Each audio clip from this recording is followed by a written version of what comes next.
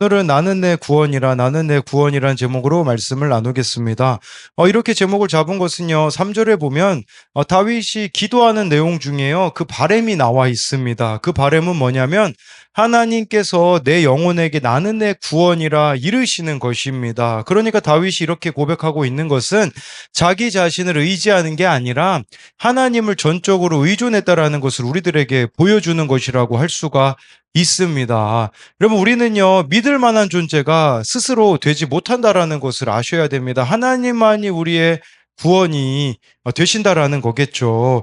제가 지난주에 조금 어깨에 힘이 들어갔습니다. 뭐냐면 신정호수를 드디어 제가 세 바퀴를 돌았거든요. 그러니까 제 스스로가 나는 이제 건강하다 싶었거든요.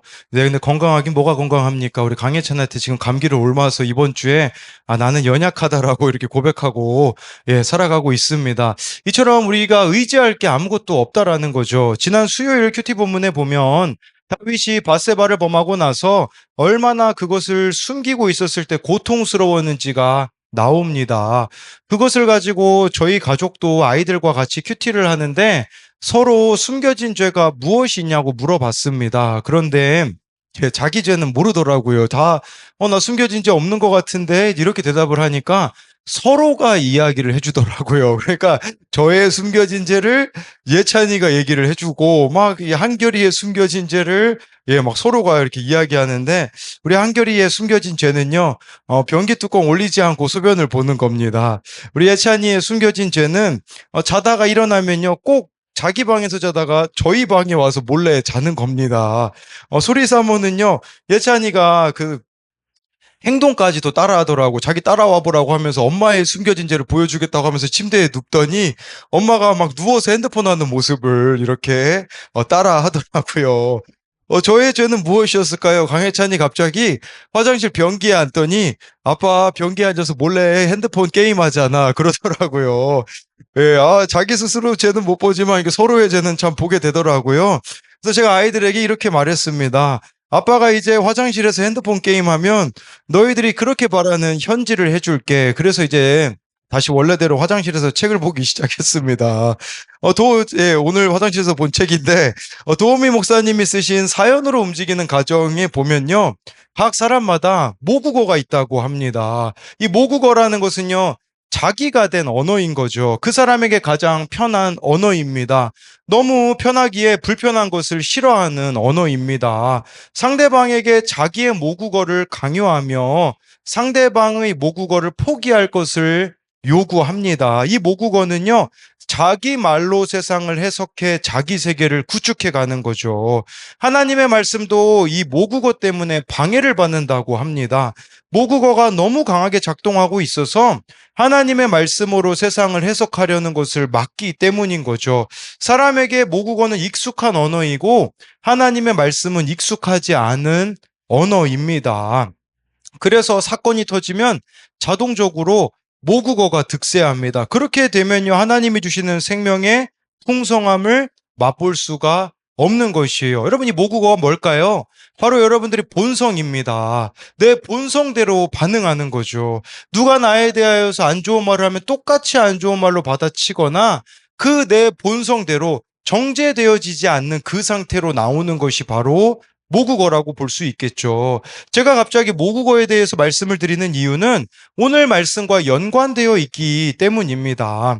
오늘 말씀의 배경은 정확히 어떤 사건을 배경으로 하고 있는지는 알 수 없으나 사무엘하 17장을 배경으로 했을 것이라고 추정을 합니다. 사무엘하 17장에 어떤 내용이 나오냐면 다윗의 아들 압살롬이요.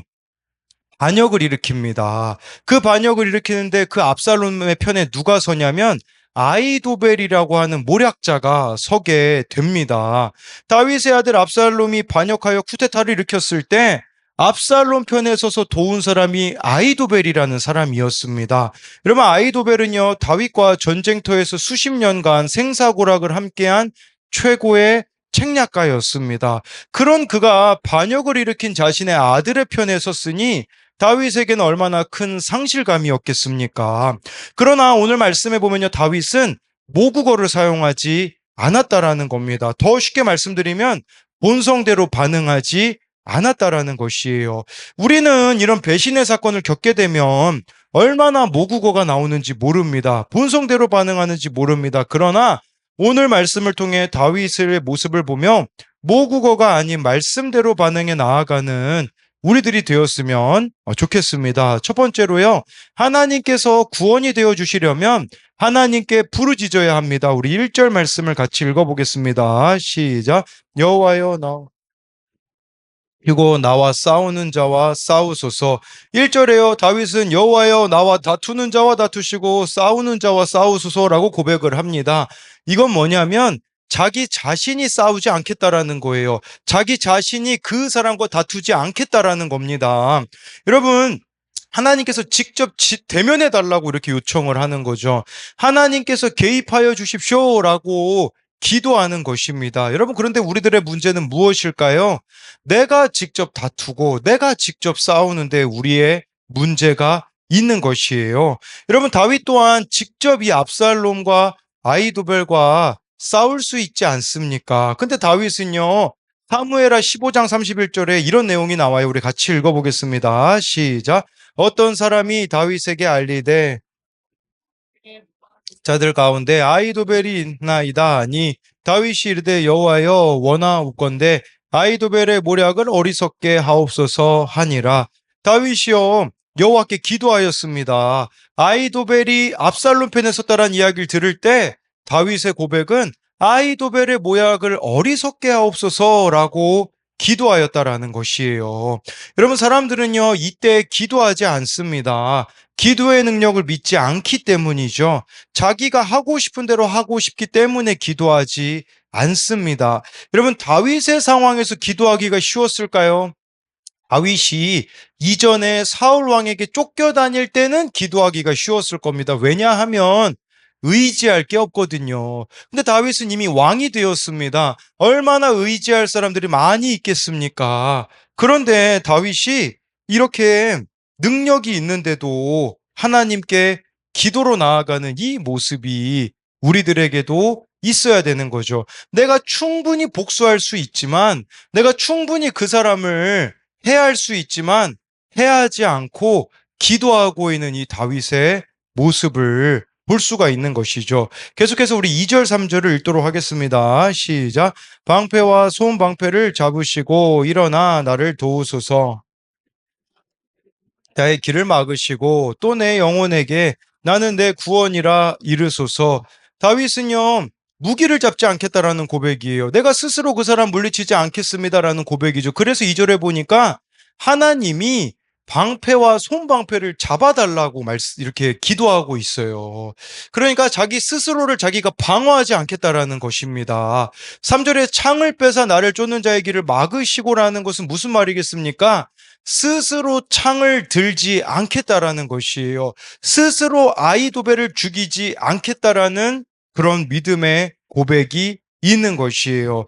여러분, 우리에게도요, 언제 끝날지 모르는 이런 고난이 있을 수 있어요. 이때 우리가 해야 되는 것은요, 하나님께서 일어나 방패와 창으로 도와주시기를 구해야 합니다.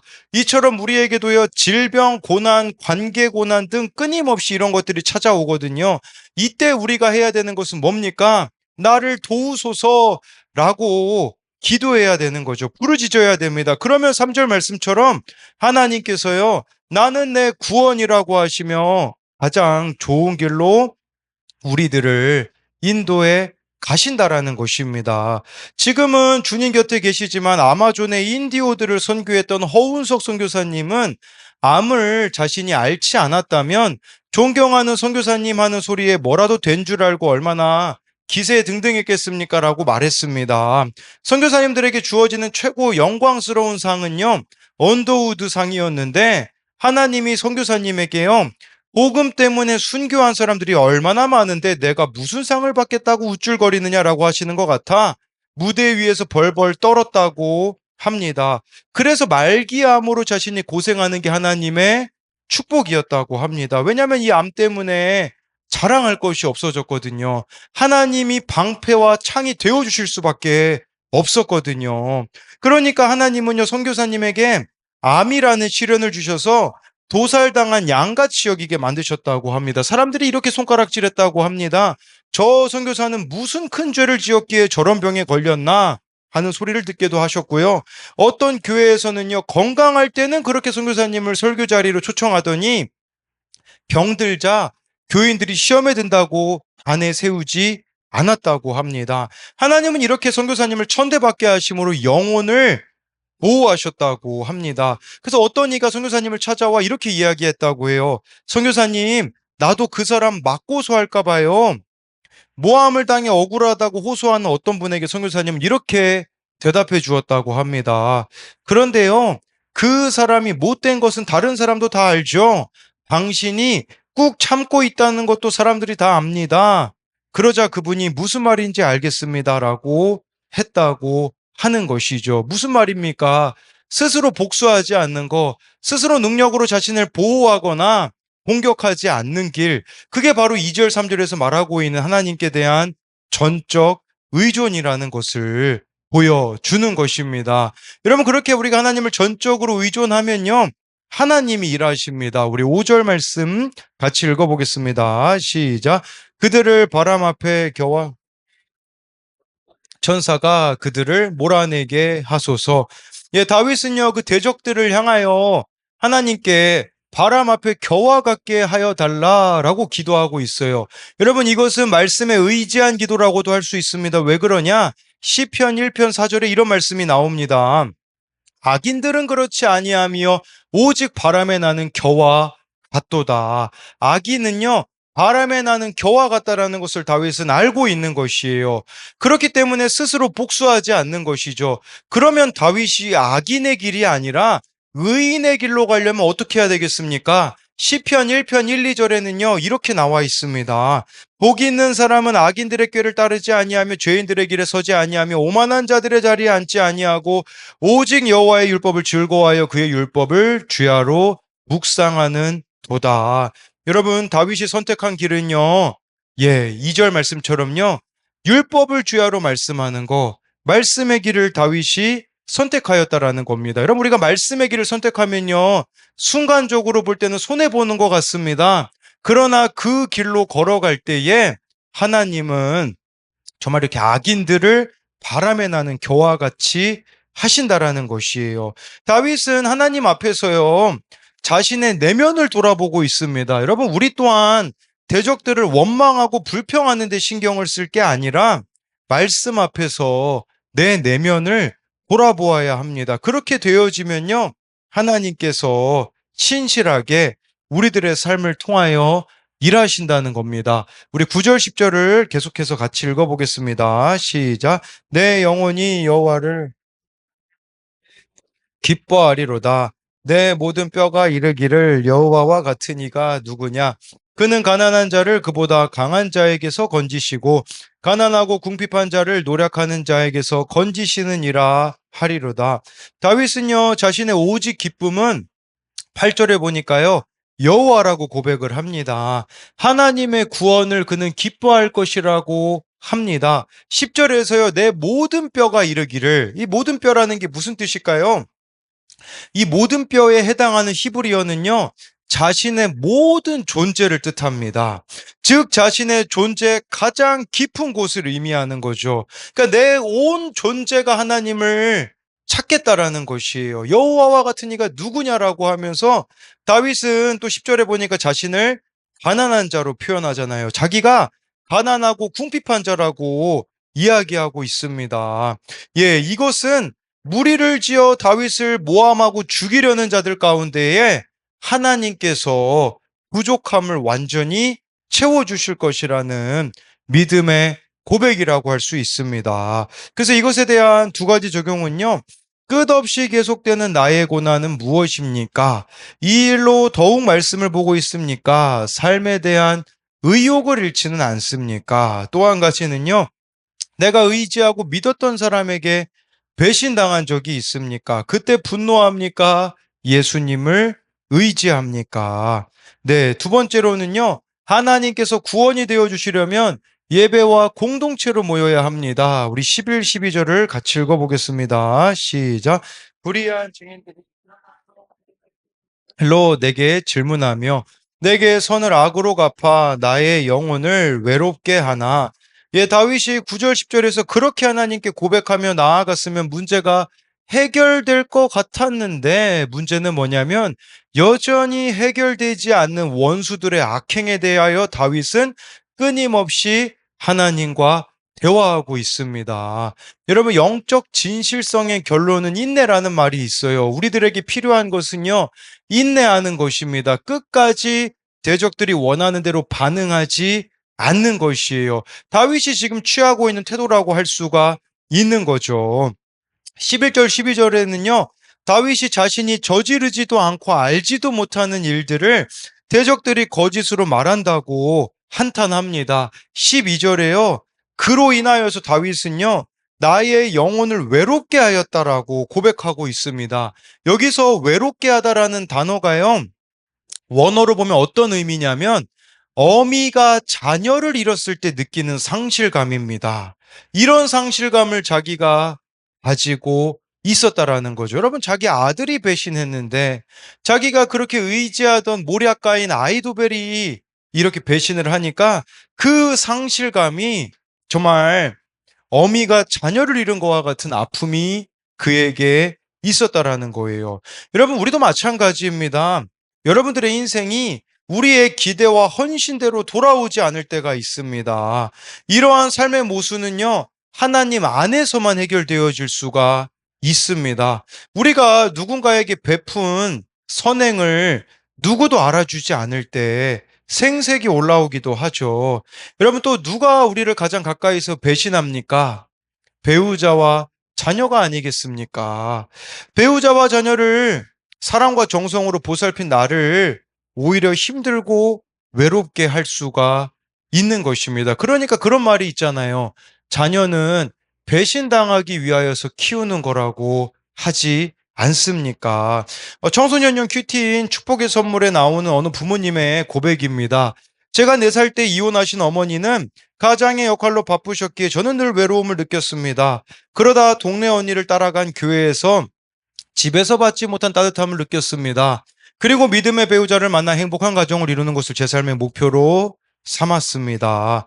고등학생 때 성가대 지휘자님의 권유로 성악을 공부하여 결손 가정 자녀라는 열등감과 피해의식을 가리고자 더욱 애를 썼고 마침 신인 성악가가 되었습니다. 그러나 말씀이 없었기에 분별 없이 사람을 의지하여 혼외자를 낳고 미혼모가 되었습니다. 교회와 집을 떠나 혼자 딸을 키우며 곤고하게 살다가 딸이 6살 때 지금의 교회 공동체로 인도를 받았습니다. 그러나 말씀과 권면을 들으면서도 저는 미혼모의 환경에서 딸을 키운 엄마가 되고 잘 키운 엄마가 되고 싶었습니다. 그래서 딸에게 직접 성악 레슨을 하며 딸을 예술중학교에 합격시켰고 저녁에는 학원 수업과 개인 레슨을 병행하며 몸이 부서져라 일했습니다. 그러다 유방암 사기 진단을 받게 되었습니다. 그제야 저는 하나님을 의지하지 않고 내 힘으로 살아온 죄를 눈물로 회개했습니다. 거기 이런 내용이 나오더라고요. 하나님은 제게 천국 소망과 온전히 제 생명을 맡길 믿음을 허락해 주셨습니다. 또 이제는 환자의 경계를 지키며 엄마의 역할을 감당하도록 체력도 회복시켜 주셨습니다. 딸과 저의 구원을 위해 암이라는 축복의 선물을 주시고 말씀대로 믿고 살고 누리게 해주신 주님을 찬양하며 감사드립니다. 제가 이 이야기를 왜 여러분들에게 드리겠습니까? 우리의 그 상실감, 우리의 그 외로움은요, 구원을 향한 부르심이라는 것을 말씀을 드리는 것이죠. 네, 청년용 큐티인 내 자리에서 버티기에 보면요, 어느 청년이 이런 고백을 하더라고요. 가지고 와봤는데 당시 도를 넘는 자책으로 삶을 멈추고 싶다는 생각을 자주 했는데 그건 하나님께서 주신 생명을 저버리는 큰 죄라는 것을 깨닫게 되었습니다. 그제야 우울증은 단순한 질병이 아니라 하나님이 행하심을 믿지 못하는 죄라는 것을 인정하게 되었습니다. 저는 저 우울증에 대한 해석이 참 좋더라고요. 우울증은 단순한 질병이 아니라 하나님의 행하심을 믿지 못하는 죄겠죠. 더 구체적으로 말하자면요, 불신인 거죠. 하나님을 신뢰하지 못하기 때문이라는 거겠죠. 여러분, 그렇기 때문에 우리는요, 외로움 가운데 일하실 하나님을 신뢰하셔야 되는 것입니다. 예, 우리 마지막으로 우리 17절, 18절을 같이 보겠습니다. 시작. 주여 어느 때까지 관망하시려나이까 내 유일한 것을 사자들에게서 건지소서. 내가 대회 중에서 주께 감사하며 많은 백성 중에서 주를 찬송하리이다. 네, 여러분, 여기 15절과 이 17, 18절이 대조된다고 보시면 됩니다. 15절 여러분들이 보시면요. 내가 넘어짐에 그들이 기뻐하여 서로 모임이여 불량배가 내가 알지 못하는 중에 모여서 나를 치며 찢기를 맞이 아니하도다. 예, 이 모임은 무슨 모임입니까? 죽이는 모임입니다. 다윗을 죽이기 위해 모였던 모임이라는 거죠. 그런데 여러분, 다윗은요, 어떤 모임으로 나아갑니까? 17절에 보니까요, 주여 어느 때까지 관망하시나이까? 라고 하며 자기를 모함하고 죽이는 자들을, 죽이려고 드는 자들의 불의를 언제까지 두고 보실 거냐고 하나님 앞에, 예, 기도하는 것이죠. 그러면서요, 18절에요, 아까 15절의 모임은 죽이는 모임이었잖아요. 다윗은 살리는 모임으로 나아가겠다라는 거예요. 18절에 내가 대회 중에서 주께 감사하며 많은 백성 중에서 주를 찬송하리이다. 이 대회 중에서라는 것은요, 이 대회는 두 가지 중에 하나입니다. 하나는 예배의 모임이에요. 예배 자리입니다. 다윗은요, 죽이는 모임에 가는 게 아니라 예배 자리에 가겠다라는 뜻이에요. 이 대회라는 건 또 어떤 의미를 가지고 있냐? 공동체라는 의미를 가지고 있어요. 다윗은 죽이는 모임이 아니라 살리는 모임으로, 우리로 말하자면 교회 공동체 모임으로 나아가겠다라는 거예요. 악인들은 비방하고 조롱하고 누군가를 죽이기 위해 모이지만 하나님의 백성은요, 그 길로 갈 게 아니라 예배 자리로 모이라는 거예요. 예, 구역 모임으로 모여서 주께 감사하며 찬송을 하라는 것이죠. 그럼 다윗이 이런 식으로 나아갔을 때 어떤 일이 벌어졌을까요? 다윗이 계속해서 하나님 앞에 나아가지만 정말 그 아이도벨, 이 압살롬이 죽이려는 현실이 변화되어지지 않는 부분들이 있지 않았습니까? 그런데 예, 우리 예찬이가 잠꼬대하는 소리입니다. 네, 그런데 여러분 정신 차리라고, 네, 우리 예찬이가 예, 사명을 감당하고 있습니다. 네, 그런데 예, 그럼 한 가지 질문이, 근데 이 아이도벨의 모략을 하나님이 어리석게 하시거든요. 그런데 왜 이 아이도벨이 반역을 일으켰을까요? 그걸 생각해 봐야 돼요. 그 아이도벨이 반역을 일으켜서 압살롬 편에 선 이유가 사무엘하 11장 3절에 나옵니다. 우리 같이 읽어보겠습니다. 시작. 다윗이 사람을 보내 그 여인을 알아보게 하였더니 딸이요 햇사람 우리아의 아내 바세바가 아니니까. 네, 여러분, 여기에 아이도벨하고 무슨 관련이 있냐? 다른 말씀에 보면 나와 있긴 한데요. 이 엘리암이 누구냐? 아이도벨의 아들입니다. 아이도벨의 아들이 엘리암이에요. 그리고 그 엘리암의 딸이 바세바기 때문에 이 바세바는 다윗이 범한 여인이잖아요. 예, 간음을 저지른 여인인데, 그러니까 아이도벨은요, 바세바의 할아버지였습니다. 손녀가 바세바였어요. 여러분, 왜 아이도벨이 압살롬 편에 서 있는지를 알 수 있지 않겠습니까? 아이도벨의 입장에서 다윗은요, 가정 파괴범이며 손녀의 남편을 죽인 살인자였었어요. 그래서 아이도벨은 기회를 엿보다가 다윗을 죽이려고 했던 것이죠. 그럼 만약에 다윗이 스스로 복수를 했다면 어떻게 되었을까요? 네, 이거는 뭐 말할 수 없는 일이 되겠죠. 그런데 아이도벨은요, 하나님이 그 모략을 어리석게 하셔서 예, 스스로 목숨을 끊습니다. 후세라는 사람을 통하여서 그 압살롬의 마음을 하나님이 바꿔주셔서 그렇게 되어 진 것이죠. 네. 그러니까 이 스스로 문제를 해결하지 않는 게 가장 안전한 길이었다라는 거죠. 여러분, 그렇다면요. 다윗이 이제 이후에 보면요. 압살롬하고 아이도벨이 죽거든요. 압살롬도 죽고 다윗 그 아이도벨도 죽게 되어지는데, 그러면 다윗은 어떤 인생을 살았을까요? 그 남은 인생을 어떻게 살았는지가요. 열왕기하 1장 4절에 보면 나옵니다. 우리 같이 읽어보겠습니다. 시작. 이 처녀는 심히 아름다워 그가 왕을 받들어 시중 들었으나 왕이 잠자리는 같이 하지 아니하더라. 다윗이요, 나이가 들어가지고요, 막 몸이 추우니까 이 신하들이 어떻게 하냐? 여자를 이제 품에 안겨주자라고 해서 아비삭이라는 예쁜 여자를 다윗의 품에 이제 시중 들게 했거든요. 그런데 여기 왕은 다윗이거든요. 왕이 잠자리는 같이 하지 아니하였더라라고 말씀해주고 있어요.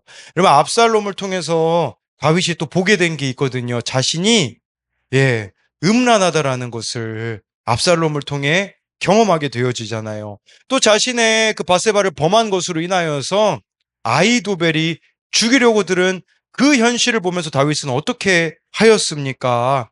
다윗은요, 이 아비삭과 동침하지 않았다라는 것은 평생 약점이었던 여자 문제를 끊어내게 되었다라는 것이에요.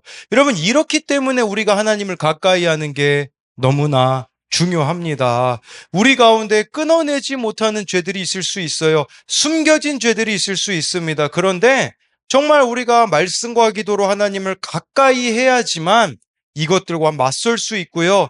이것들과 싸워서 이길 수가 있게 되어지는 것이죠. 저는 오늘 새벽에 그 큐티 말씀 시편 33편 10절에요. 젊은 사자는 궁핍하여 줄일지라도 여호와를 찾는 자는 모든 것에 부족함이 없으리로다. 이 말씀을 보면서 다윗은 젊은 사자는 궁핍하여 줄일 거라고 하는데 이 젊은 사자는 바로 자신의 능력을 의지하는 자라고 할 수가 있습니다. 그런 자는요, 반드시 궁핍하고 줄일 수밖에 없다라는 거예요. 쉽게 말씀드리면, 여러분들이 여러분들의 힘을 의지하면서 살아가잖아요. 궁핍할 일, 줄일 일이 생길 수밖에 없다라는 거예요. 저는 스스로 젊은 사자로 여길 때가 있어요. 그것은 제가 교만해질 때입니다. 뭔가 제가 잘해서 사역들이 열매 맺어가는 것 같이 느낄 때, 네, 그때 참 저는 되게 교만해지거든요. 그렇게 교만해질 때면 또 하나님께서 뭐 이게 의도하지 않은 거기 때문에 저는 되게 자주 체하거든요. 자주 체할 때 보면요. 물론 제가 뭐 잘 음식을 관리를 못해서이기도 하겠지만 제가 조금 어깨에 힘이 들어갈 때에 제가 스스로 젊은 사자가 되었다고 느낄 때에 그때 저는 꼭 이렇게 체함을 통해서 내가 할 수 있는 게 아니구나. 새벽에도요 막 체하니까 못 일어나겠더라고요. 아, 내가 새벽에 일어나서 말씀 준비하는 게 내 힘으로 한 게 아니구나. 하나님이 힘을 주셔서 했던 거구나라는 것을 깨닫게 되어지더라고요. 그래서 제가 오늘 이 말씀 가지고 우리 아침에 우리 예찬이 한결이하고 얘네들 깨우자마자 같이 큐티 나눔을 했거든요. 너희들의 젊은 사자는 뭔 거 같니? 내 힘으로 해결하려고 하는 게 뭔 거 같니? 라고 하니까 우리 예찬이가 그렇게 얘기하더라고요. 윤호 형하고 도영이 이렇게 얘기하더라고요. 무슨 말이냐면 예찬이가 전도한 형과 친구거든요. 근데 얘네들하고 함께 하는 게 너무 힘든가 봐요. 왜냐면 이 형과 친구가 고집이 너무 세가지고 예찬이가 자기 주장을 펴지 못하고 그러니까 이런 얘기를 하더라고요. 교회에 오는 건 좋은데 집에 빨리 보내면 안 되냐고 저한테 그렇게 얘기를 하는 거죠. 그래서 예찬이 얘기해줬던 것은 그거예요. 예찬아, 젊은 사자, 너 힘으로 되어지는 게 아니야. 하나님을 오늘 우리 말씀에서 그랬잖아. 여호와를 찾는 자는 모든 것에 좋은 걸 주시겠다고 하니 하나님을 의지해서 그 윤호영과 도영이를 품어갈 수 있도록 기도하자고 하였습니다. 우리 한결이는요, 저를 닮아서 부끄러워 숨는 겁니다. 남들 앞에 서면 숨어요. 그것도 한결에게 이야기해 줬어요. 한결아, 너의 힘으로는 누구 앞에 설 수 없지만 아빠를 봐. 아빠 너랑 똑같은데 매번 설교의 자리에 서는 게 아빠의 힘으로 서는 거겠니? 하나님을 의지할 수밖에 없거든. 너도 그렇게 하나님을 의지했으면 좋겠단다라고 고백하게 되어지는 거죠. 여러분, 한 번에 이 아이도벨의 문제가 다윗에겐 해결되어지지 않는 것 같았잖아요. 여러분, 그런데요, 인내하에 나가시면 여러분 하나님께서 이루어 주실 때가 반드시 있습니다. 네, 오늘 이 기도 모임 사진이에요. 우리 기도 모임 사진인데 지난주에 아주 감동적인 사건이 있었어요. 우리 갈주영이 드디어 아사고 기도 모임에 함께하게 되었습니다. 지난주에 제가 소리사모 병원 가느라 이제 뭐 전도사님에게 부탁을 했거든요. 그랬더니 우리 주영이가 주일날 저보고 이렇게 얘기하더라고요. 아니 제가 이렇게 오랜만에 왔는데 목사님 도대체 어디 가셨어요? 이제 그러더라고요. 그랬는데 이번 주도 우리 주영이가 왔어요. 우리 주영이 반에 김주영이라는 친구가 우리 갈주영을 데리고 와서 이렇게 함께하게 되었거든요. 이제 2년쯤 지나니까 열매 맺어 가시는 것을 보게 되어지는 거예요. 뭐 주영이가 온 것도 저에게는 참 기쁨이겠지만 지난주에 제가 이 기도 모임 빠지니까 어떤 학생이 그 전도사님에게 이렇게 물어봤다고 해요. 그 사람 어디 있어요? 이렇게 했다고 하더라고요. 사모님은 이 사람, 저는 그 사람입니다. 그래서 그 사람 어디 갔어요? 그래서 다음 주에 오겠다. 이제 이렇게 얘기해서 그 사람이 오늘, 네, 갔습니다. 예, 그러니까 이제 애들이 막 마음이 열리는 거예요. 막 기독교 동아리 1년만 참석했던 아이도 안 보이다가 오늘 또 이제 고3이 돼가지고 기도 모임에 오게 되어지는 것을 보는 거죠. 저는 뭐 제가 한 게 있습니까? 그냥 그 자리 인내하며 지킬 뿐이었습니다. 기독교사 모임도 요즘 선생님들이 말씀이 들어가고 계세요. 어떤 선생님은 자기 의가 되게 세셨거든요. 제가 설교만 하면요. 불편하셨나 봐요. 왜 자꾸 상대방의 수준으로 낮아지라고 하냐고 불편하다고 하셨던 그분이 요즘 고난을 통해서 정말 상대방의 수준으로 낮아지게 되어지는 일들이 일어나고 있는 것이죠. 여러분 하나님이 일하시고 계세요. 그래서 기도하셨으면 좋겠어요. 제가 요즘 누리고 있는 유익이 이거거든요. 그냥 나는 기도하는데 하나님께서는요, 말도 안 되는 방법으로 일하세요. 제가 오늘 동명이 형을 신방 갔거든요. 동명이 형이 그 얘기를 하더라고요. 우리 교회 그 설교 듣다가 우리 교회 예전에 우리들 교회에서 촬영했던 큐키즈를 자기가 우연히 유튜브에서 추천해줘가지고 봤다고 예, 한 번도 멈추지 않고 너무 재밌게 봤다고 그렇게 얘기를 하시더라고요. 그래서 제가 그 형에게 뭐라고 이야기했냐면 형님 그 이제 술만 끊으면 참 우리 다음 세대들한테 형님 쓰임 받을 수 있어요. 우리 지금 도박에 빠진 애들도 있고요. 술 먹는 애들도 있는데 형님이 정신만 차리면 살릴 애들이 무궁무진합니다. 그랬더니요. 누가 있냐고 그래서 제가 지난주에 있던 어떤 청년 얘기를 해줬거든요. 막 도박 때문에 돈 빌려가지고 막 맞았다고 하니 그 사람 그 청년이 있어요. 그 사람 저고요. 네, 저 사람이 있어요. 그런데 이 동명이 형이 저보고 뭐라고 이야기하냐면 이렇게 얘기했어요. 같이 밥 먹으러 가자고 그 청년 불러달라고.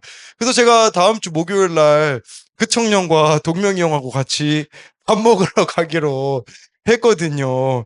진짜 하나님이 신실하게 일하시는 거예요. 제가 뭐 하는 게 뭐가 있겠어요. 그냥 기도하고 찾아가는 것밖에 없지만.